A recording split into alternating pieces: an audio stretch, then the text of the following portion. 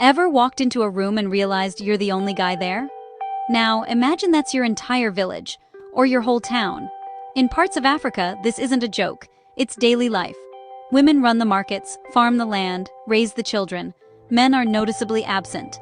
This isn't a minor detail. It's a massive demographic shift reshaping entire societies.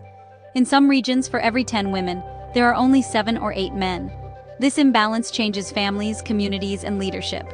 It forces people to adapt, innovate, and rethink gender roles.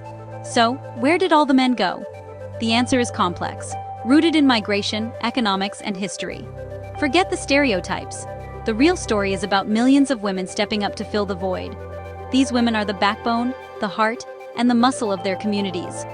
It's a story of resilience and strength, not pity. We're going to explore where the men have gone, and more importantly, how women are holding everything together. We'll look at the data, hear the stories, and try to understand what it all means. Is this good, bad, or a bit of both? The truth is more interesting than any stereotype. The gender imbalance in Africa is one of the most surprising and important stories of our time. Let's dive in and figure it out together. The journey starts now.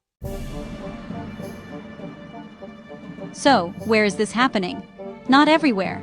Africa is huge. The gender gap is most pronounced in southern Africa. Zimbabwe, Lesotho, Mozambique, and parts of South Africa. These countries are neighbors, sharing intertwined economies and histories.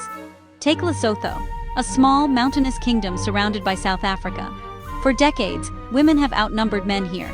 In some rural districts, the gap is even wider.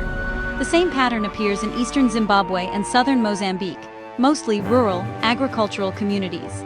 The absence of men is visible and real. Census data consistently highlights this disparity. But numbers only tell part of the story. Why are men leaving? The reasons are a mix of economics, history, and geography.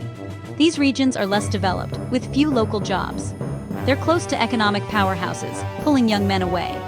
When you map the gender gap, you're also mapping migration routes and economic desperation.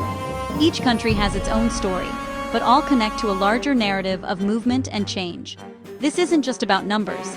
It's about the geography of survival. Understanding where this happens is the first step. The pattern is clear, and it's no accident. Let's see why men are leaving. The main reason for the gender imbalance: migration. Men leave home, searching for work, often in South Africa's mines, farms, and cities. This has been happening for generations. Imagine you're a young man in rural Zimbabwe. The farm is struggling, jobs are scarce. Friends who left send money home, buy new clothes, maybe even a phone. The pull is about survival, not just getting rich. Supporting family, paying school fees, building a future, it all depends on leaving. Many cross borders informally, facing risks and uncertainty. Life in the city isn't glamorous, crowded settlements, dangerous jobs, discrimination. Still, the money sent home is a lifeline. This remittance economy keeps villages afloat. Back home, women, children, and the elderly remain. Men become ghosts, present through money and the occasional visit. The cycle of leaving and returning defines life. It's a sacrifice, economic hope, traded for family separation.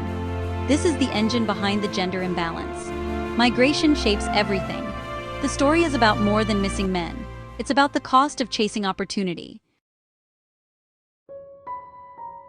To understand why men leave, we need to look at history.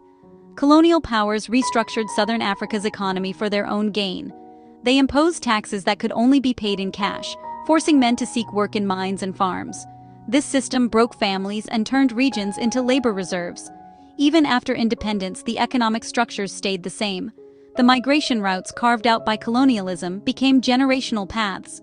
A father who left for the mines in the 1960s has a grandson doing the same today.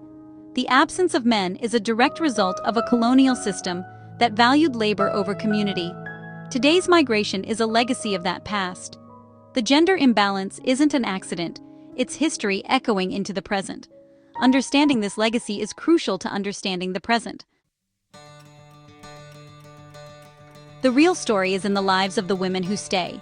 Meet Namusa, a grandmother in rural Zimbabwe. Her husband and sons work far away. She raises grandchildren, farms, and manages the household. Her story is repeated across the region. These women are not passive. They're leaders, managers, and innovators. They handle budgets, make decisions, and keep families together. Maria, in Mozambique, hasn't seen her husband in months. She joined a women's cooperative, started a poultry business, and provides for her children. These women face loneliness and worry, but persevere with resilience. They are the glue holding society together. Farmers, teachers, business owners, community leaders.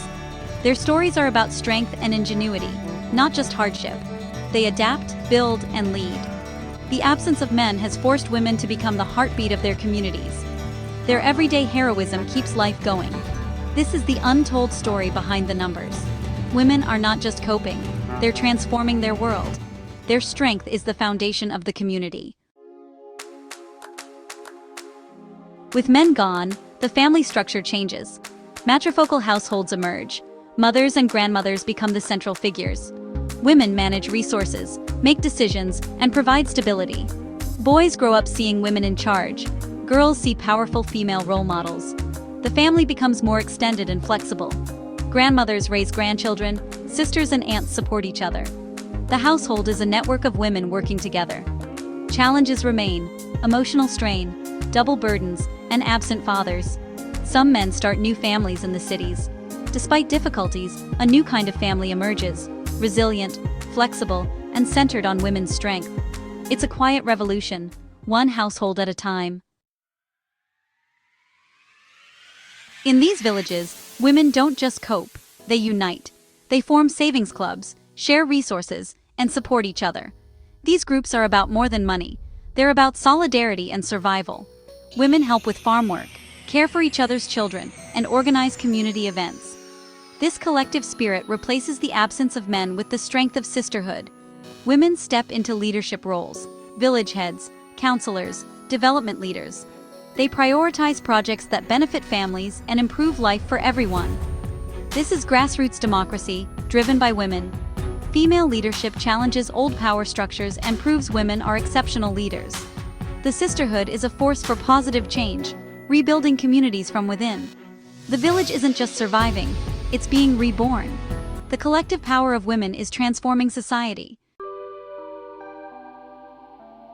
So, is this a good thing or a bad thing? It's complicated. On one hand, women are empowered, gaining independence, leadership, and inspiring the next generation. Communities benefit from collaborative, empathetic leadership. The rise of female-led households challenges old norms and opens new possibilities. But there's a cost. Families are fragmented. Children grow up without fathers, and women bear a double burden. Men who migrate often live hard, lonely lives.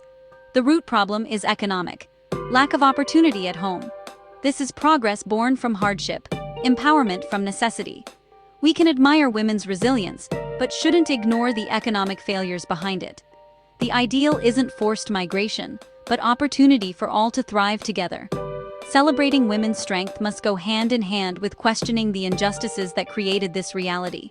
It's a messy, complex story, full of contradictions, but it's one we need to understand.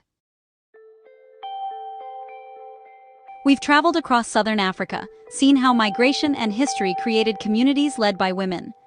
These women aren't just surviving, they're leading, building, and transforming their world. Their stories are more complex and inspiring than any headline. The shifting demographics are just one chapter in Africa's dynamic story. These changes raise big questions. What is family? How do we build strong communities? How do we create opportunity for all?